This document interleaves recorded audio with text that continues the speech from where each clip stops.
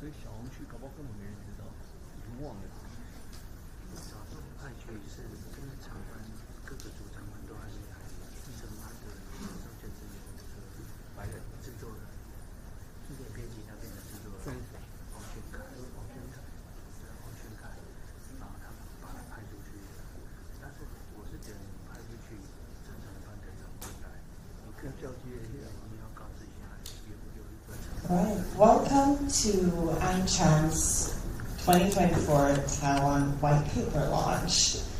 The White Paper is the Chamber's premier publication, helping us set the advocacy agenda for the upcoming year, and we highly appreciate your interest in this important publication. We'll begin today with an introduction by our president, Patrick P. Lin, followed by an overview of the White Paper by our chairperson, Dan Silver.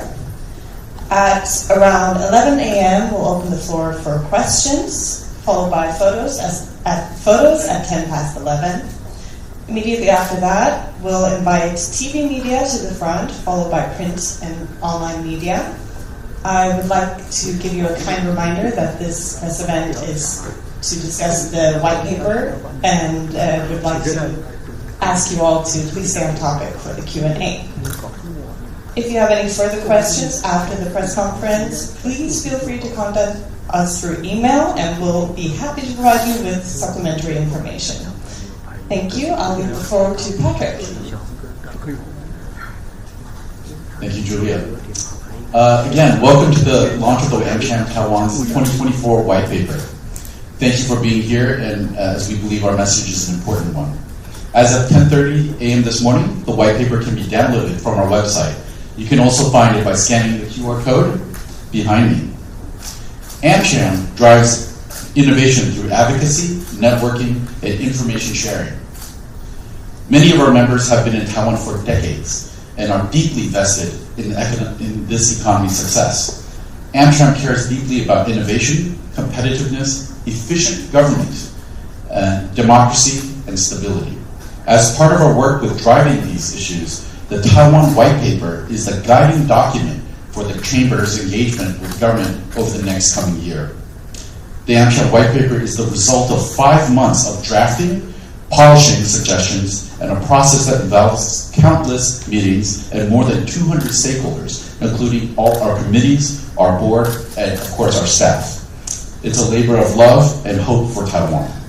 Together, our industries have put together 97 suggestions on how to improve Taiwan's investment and trade environment.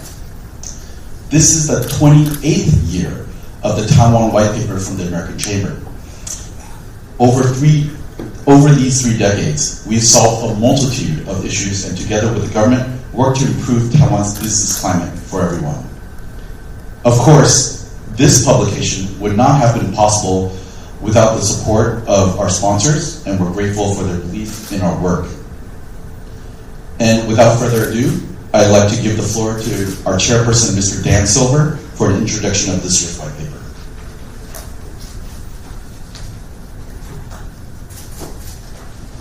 Thank you, Patrick.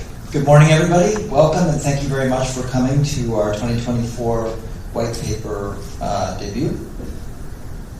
In every white paper each year, we have a shared approach, and I want to introduce that approach to you on how we score and show progress in the issues that are raised. So we have a solved category, which means that conclusive action has been taken by the government, and the issue is no longer considered a problem. In good progress means that the government has taken satisfactory follow-up action, but not yet fully resolved. Under observation means that discussions are still in the early stages, and stalled means that no substantial progress has been made. Dropped means that the issue has not been solved, but we have taken it out. It's no longer a priority. So in 2023, last year, we made 95 suggestions to the government in the annual white paper. Of these, 5 out of 95 are considered solved, and 25 of the 95 are making good progress. Between 2016 and 2020, we had a record number of issues resolved. However, this number has decreased in the last 3 years, returning to previous levels. This is a trend that we hope will be reversed. In 2024, our business climate survey, which we conducted in Q4 of last year, showed that 76% of respondents had a high level of satisfaction with the white paper process. This is a high number, but the satisfaction rate has gone down. It was lower than the 2022 record of 87%. So this shows that there's room for growth, there's room for opportunities to tackle suggestions in new and innovative ways. We're confident that the new Lai administration and the team leading the NDC, the National Development Council, will have productive discussions with us and solve even more issues in the coming year. We're fully optimistic that the administration will take a fresh look at all of our suggestions and continue to work with the business community for the betterment of Taiwan's economy and society.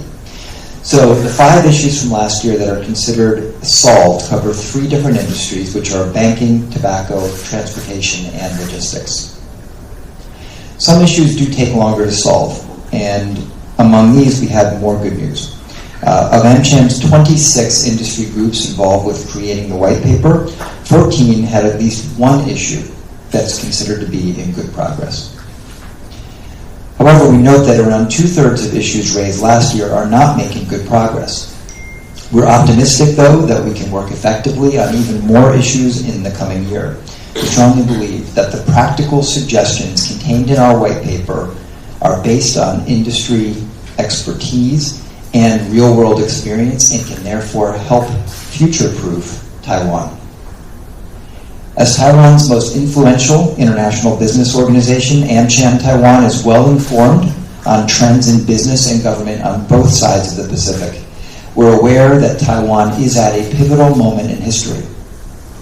The upcoming year will determine whether Taiwan can significantly strengthen its resilience and strategic economic positioning. We have a new administration in Taiwan and upcoming U.S. elections in November. So we're in a period of change that offers opportunity to ensure that Taiwan is well equipped to thrive in evolving global trade dynamics and technological advancements and sustainability challenges. The recent attention that the world has given to Taiwan is a chance to further elevate its brand and turn itself into an irresistible force for global partnerships.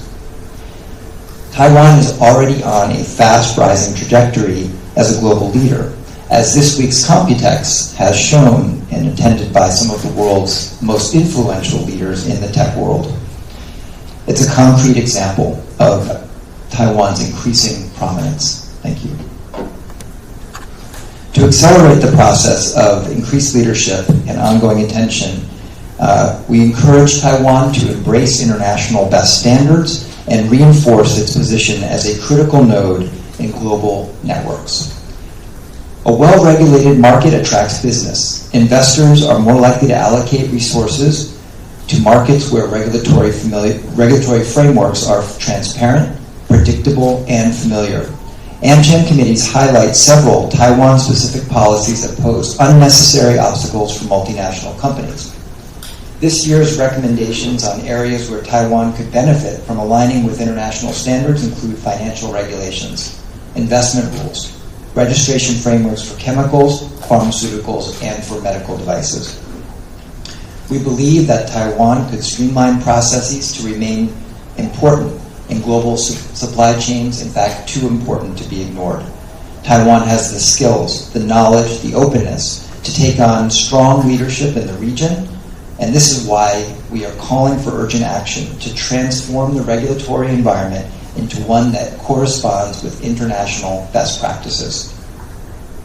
Other critical areas for future-proofing Taiwan are stakeholder consultation, building resilience, and enhancing the relationship with the United States.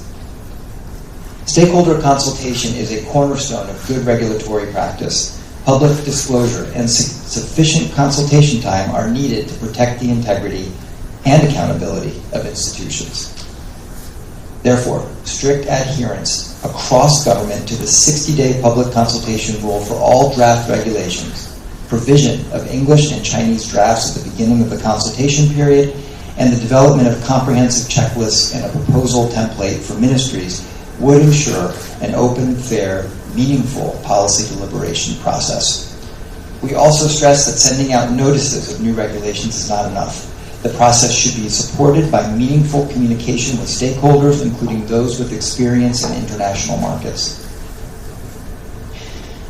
The world is moving quickly toward net zero carbon emissions, and as an export-reliant market, Taiwan needs to drastically accelerate renewable energy deployment to meet new sustainability demands.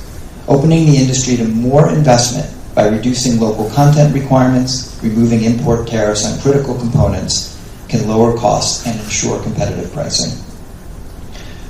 With its robust tech ecosystem and engineering talent pool, Taiwan can strategically advance in emerging technologies, promoting innovation and enhancing international collaboration. A framework that mitigates risks without stifling innovation is critical. To support digital trade, Taiwan should implement safe harbor principles, collaborate with industry, and participate in international forums to prevent regulatory fragmentation. The government knows that 6.6% of GDP devoted to healthcare is too low to keep pace with regional benchmarks and local needs. By establishing a secure, transparent, and efficient approval process for new drugs and devices, Taiwan can significantly improve health outcomes and ensure a stable supply of innovative medicines and devices. Likewise, harmonizing healthcare regulations with international standards is crucial for reducing trade barriers and for boosting Taiwan's participation in global pharmaceutical and medical device markets. AmCham wants to note that we welcome the Cancer Drugs Fund and President Lai's Health Charter, which we believe will help forge a healthier Taiwan. We also look forward to continuing our productive dialogue with the National Health Insurance Agency. It's not a surprise to anyone in the room that Taiwan is facing demographic challenges and will soon become a super-age society. Investing in a diverse and inclusive workforce helps drive innovation, fill skill gaps, and enhance global competitiveness. We believe at AmCham that it's crucial that we all work together to transform Taiwan's talent market into one that works for everyone. Taiwan can significantly enhance its workforce by investing in domestic talent and encouraging the participation of foreign nationals as well as individuals with disabilities.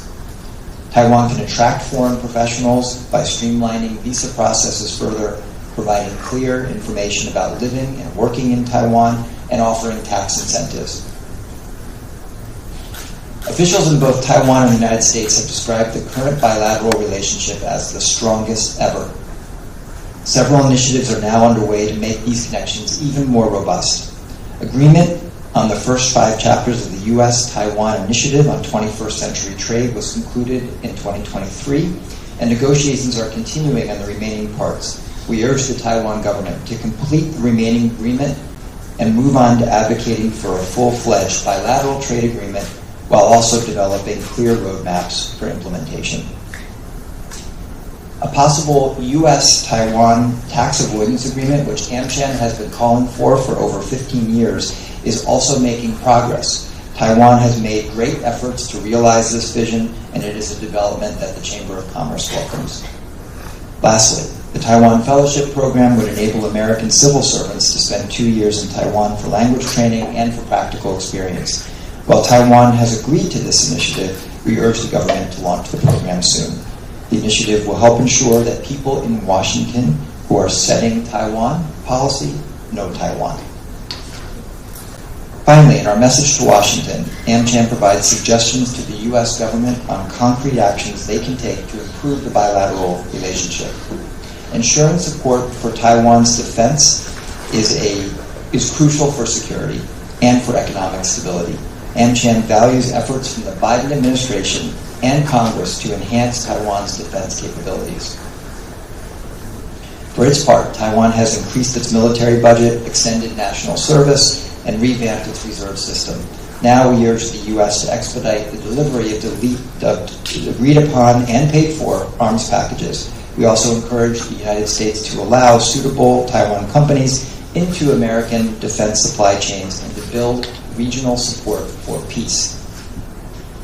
Taiwan is currently the 8th largest trading partner in goods with the United States. We call on Washington to continue moving forward toward completed agreements under the 21st Century Initiative and to move toward a bilateral trade agreement.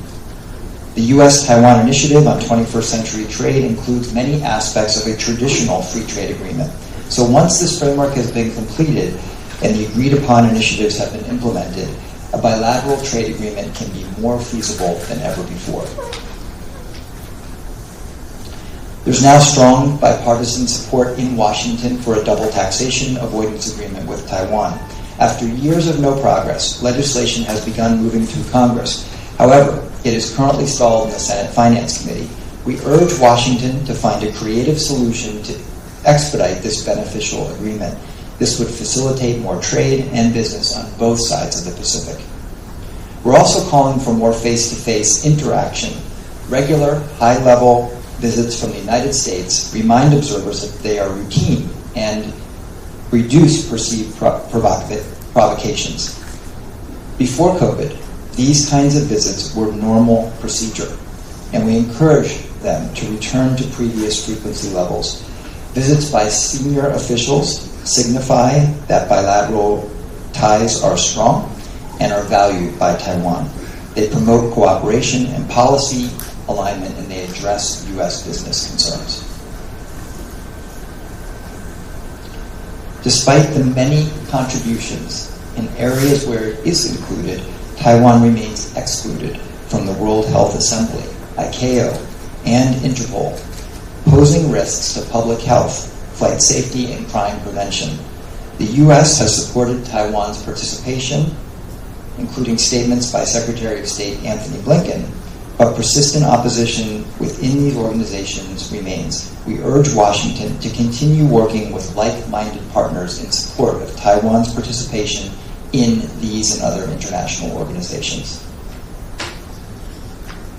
I want to conclude once again by thanking our committee members and the 200 people within those committees who helped put together this year's 2024 white paper, as well as the staff at the American Chamber of Commerce for their tireless work in assembling what we have before us.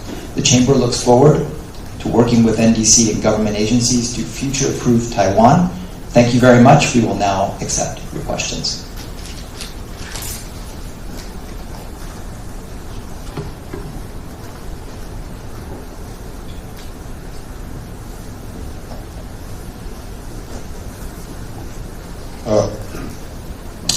Thank you, Blanchard from Reuters.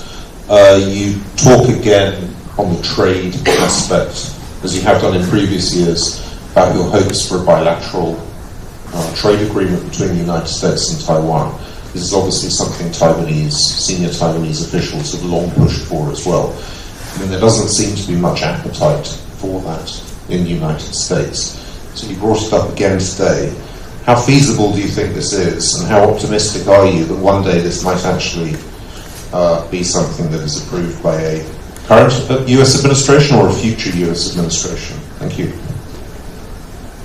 So as we talked about the 21st Century Initiative on Trade, we can see that if that second piece of the 21st Century Agreement is completed, and if both the first and second part are appropriately implemented by both Taiwan and the United States, a significant portion of the building blocks for a free trade agreement will already be formally agreed upon between Washington and Taipei.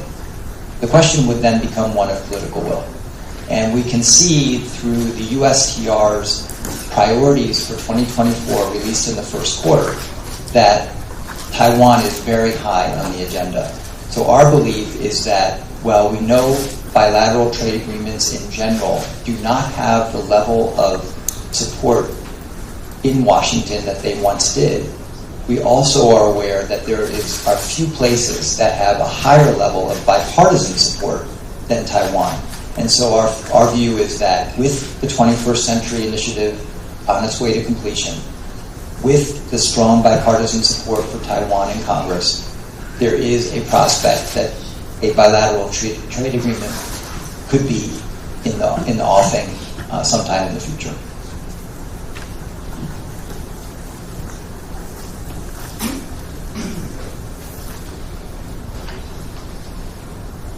Hi, this is Mark from United Daily News. My question is on the topic of energy, because the Minister of Economic Affairs yesterday stated that the cost of electricity price should reflect the cost, and it might go up in the future. And they just stated in the white paper, it says that the abrupt price surges disrupt operations and hinders growth for the industry. So I'm just wondering how would you define abrupt? Like what kind of price surge would be defined as abrupt? And what you comment on the statement that was made by the Minister of Economic Affairs yesterday? Thank you. So the dependable supply of energy remains a concern for our members. And in our business climate survey of 2024, 71% of our members expressed concern about the continuing supply of green energy. When it comes to price setting, our members have asked for ensured transparency and predictability in price setting. They have also asked to have a seat at the table when these discussions are being held. And so when we talk about what is abrupt, it would be if that transparency and predictability has not been met, that would then constitute abruptness. But we do believe that there is a desire on the part of Taiwan's government across many, many aspects of industry to engage with industry. We hope that that could be extended in the fullest ways possible for energy as well.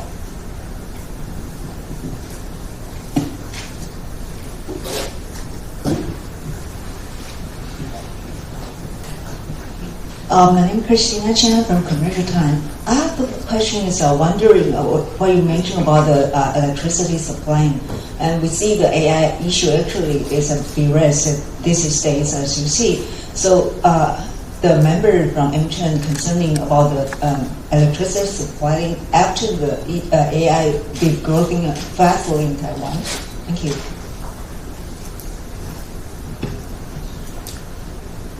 So our members are excited about the technological change associated with artificial intelligence. I think just as important, we acknowledge that Taiwan is at the center of the AI revolution. And we feel that everything that can be done to further bolster that position is welcome. Certainly when it comes to energy, it is a part of our calculus. We want to see energy supply for all of our industries and industry committees as a common need. To enable that kind of continued innovation in AI, energy will be a factor. We also believe that good regulatory practice and staying ahead of the curve when it comes to predicting the future developments in this very, very new area will be essential to Taiwan maintaining its strong lead in this space. Those are the basic things that our committees and AmCham as a whole are seeking.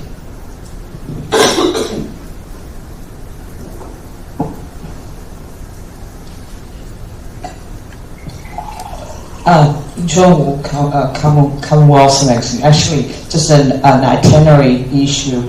I don't know how the gentleman get anything about any content from the 2024 white paper. Actually, the QR code I tried to scan, but I only get 2023 white paper. So is there anything anybody can help me with that? Thank you. Thank you very much for raising that technical issue. We do value the 2023 white paper also, but we wanted the 2024 white paper to be the highlight of this year's event.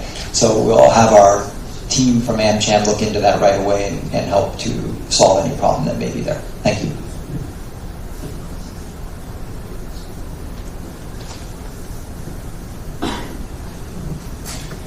Hi, this is Focus Taiwan Central News Agency. Just a quick question about the carbon fees.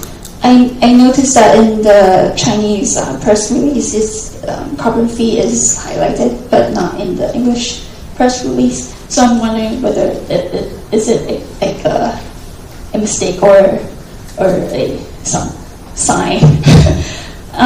So I'm just wondering whether the members are worrying about how the regulatory framework of carbon fee is going on in Taiwan. And another quick question is about the regulatory. You mentioned the stability of the framework and regulatory practice is really important.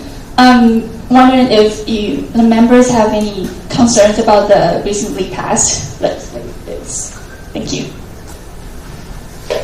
Well, first, let me compliment you on your excellent eyes and your ability to spot a proofreader problem so quickly.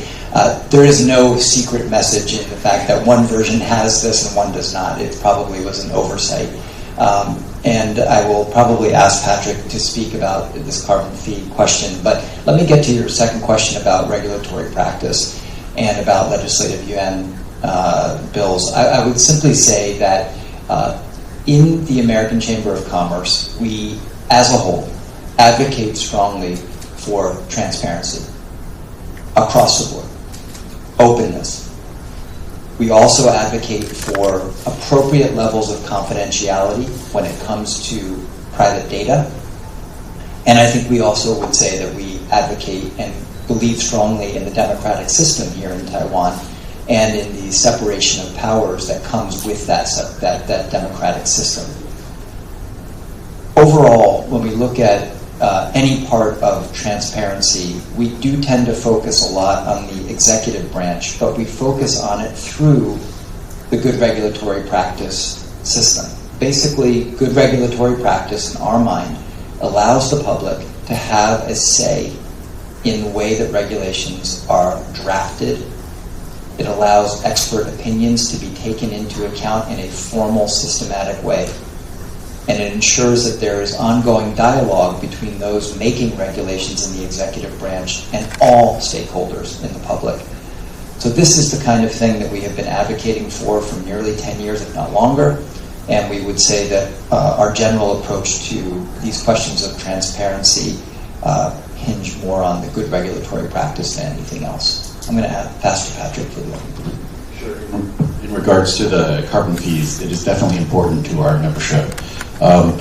Echoing some of the things that Dan just said, transparency, a thorough discussion with our members. AmCham would encourage the government to include our membership in these discussions when we're talking about carbon fees. Our ESG committee has launched a carbon talk series, which we're inviting our members to share best practices and then also engage with government. Thank you.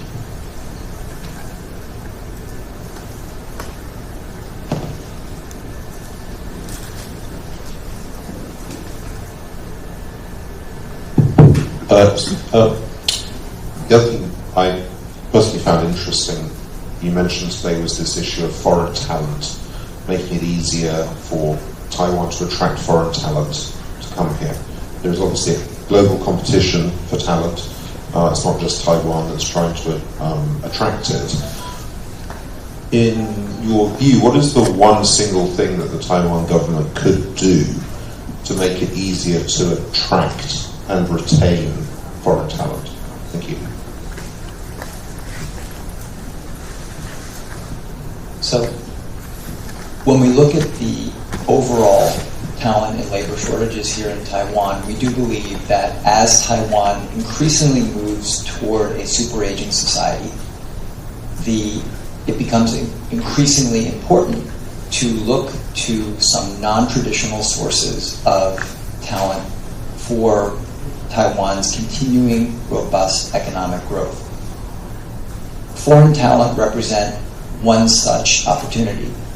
And our view is that, again, much comes back to clarity, transparency, and a sense of openness on the part of the government to welcoming talent from other places.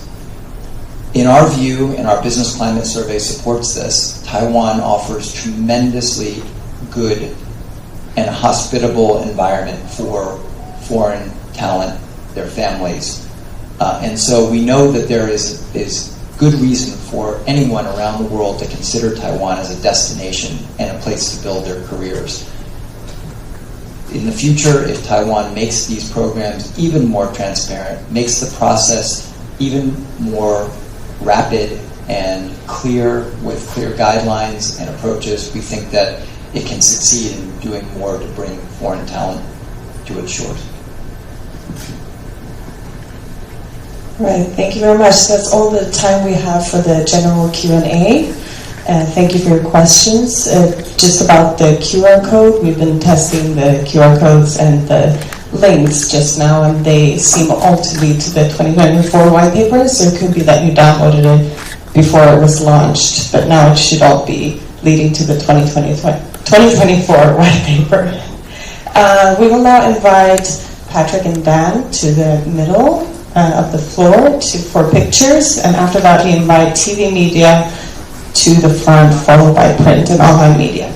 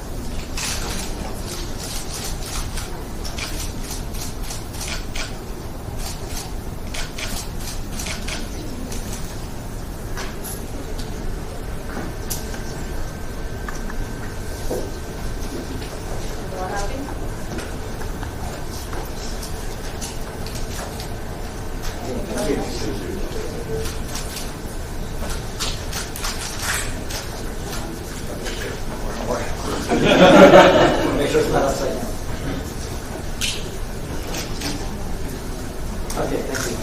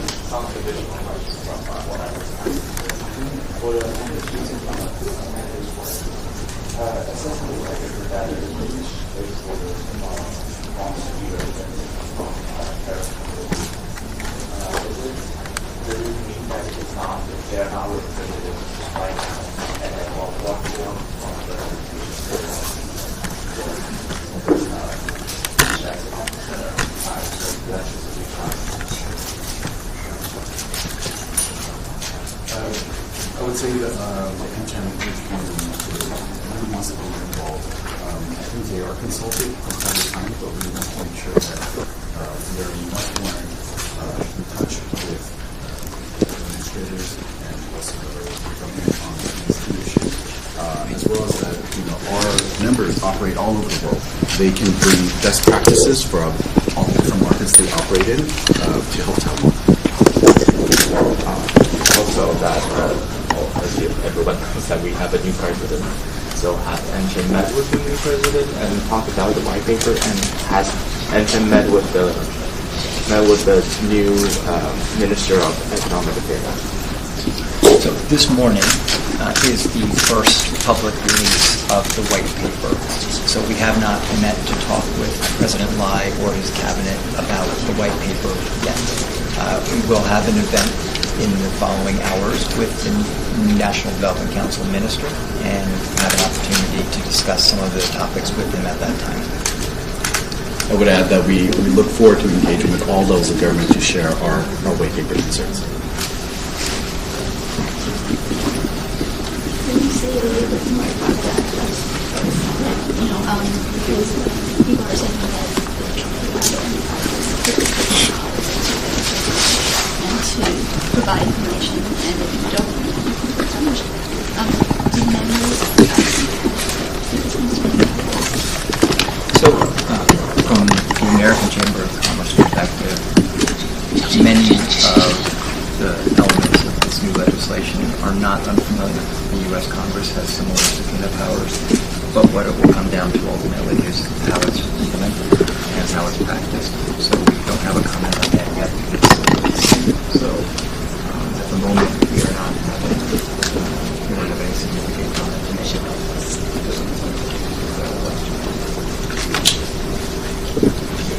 The last question is on curiosity, why is there?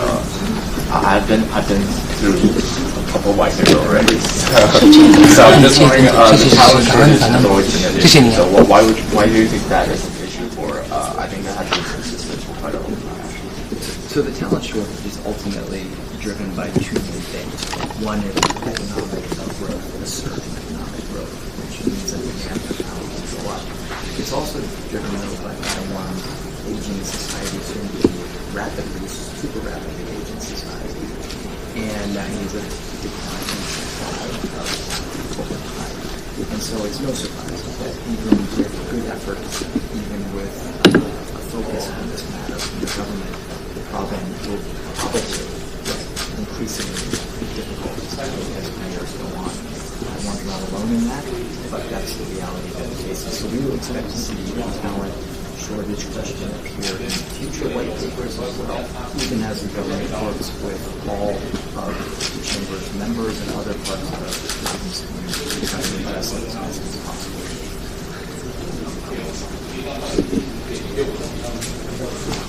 Nobody else took questions.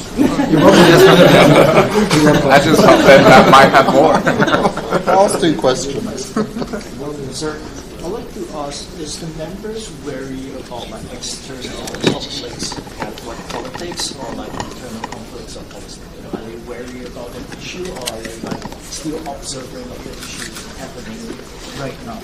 So our members acknowledge that the geopolitical situation around the world is evolving fast, and we keep an eye on it. So I would say that we are paying attention, but we are not taking any dramatic steps to change anything. I think all companies are cognizant that our positions here are affected by both domestic and global changes. And I would also say that ultimately what we hope for is a stable, predictable environment in which to continue doing and expanding our businesses, expanding trade, expanding investment. So for the past week, the complex is happening. So there's a lot of excitement news in the media companies saying that they are investing more in Taiwan. Do you have a comment on how the whole situation or how Taiwan plays its position in AI? We're very excited about it. And I think that in past years, Taiwan was seen, and for good reason, as a global leader in the semiconductor space. That is still the fundamental reason why we see it emerging as yet another leadership position in the artificial intelligence space. And so the fact that the world's attention is on Taiwan in such a positive way, that Taiwan has embedded itself as deeply as it has in global supply chains, we believe these are very good things for Taiwan, for our members, and for the overall relationship in trade and investment between the U.S. and Taiwan.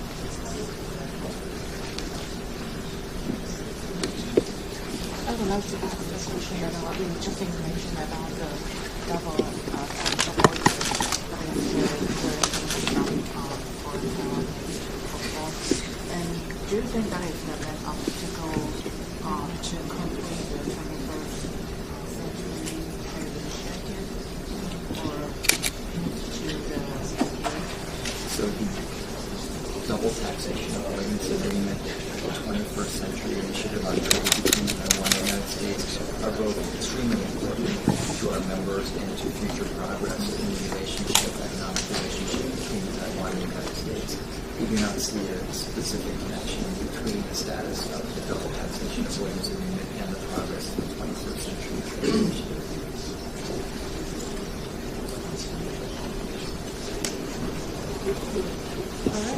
Thank you. Thank you very much. Thank you very much.